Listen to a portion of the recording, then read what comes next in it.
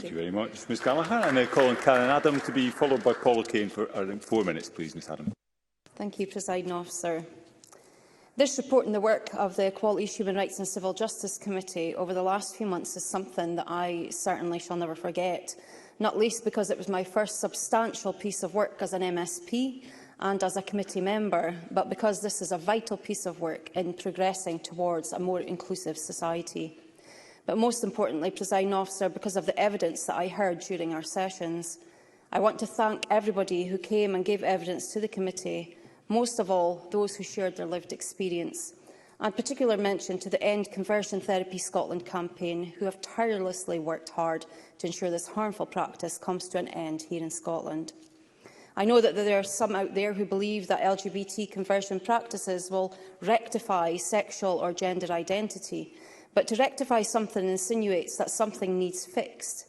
Generations of LGBT people have been made to feel less than, or that there's something fundamentally wrong with who they are simply for being same-sex attracted, or discovering that their gender identity doesn't correspond with the assumed gender they were assigned at birth.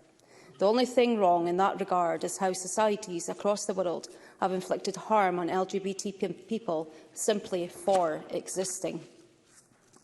To get an idea of how unreasonable conversion practices are, can you imagine a world where cisgendered straight people were made to undergo methods to change their sexual orientation and gender identity, being instructed to alter their heterosexual or cisgendered lifestyle?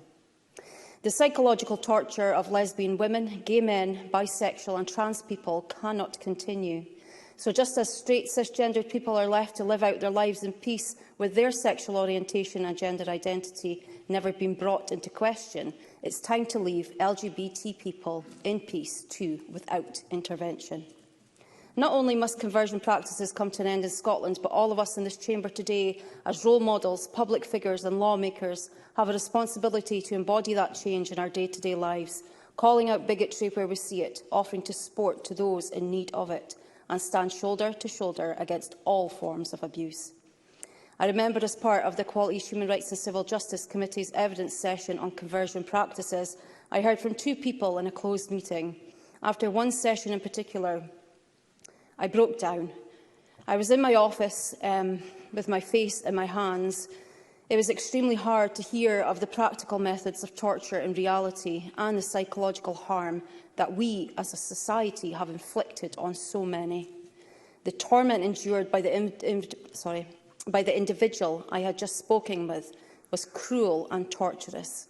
I could not stop thinking the entire time of how unnecessary their experience had been for this woman simply because she was trans. What she needed more than anything was love, support and acceptance. Instead, what she endured was torment and abuse in the form of gaslighting. The stigma and outdated pressures which forced this situation into being is thankfully now not seen as acceptable. Many in society now support a ban.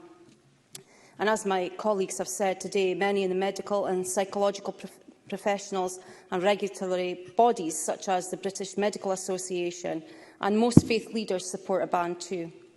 In conclusion, Presiding Officer, I am delighted that the hard-working campaigners have been heard, that the voices of those with lived experience has been listened to, and I'm delighted to see this work the Government is doing to progress a ban on these practices. But we must take this as one part of many to eradicate any notion that being LGBTQIA+ is anything but okay.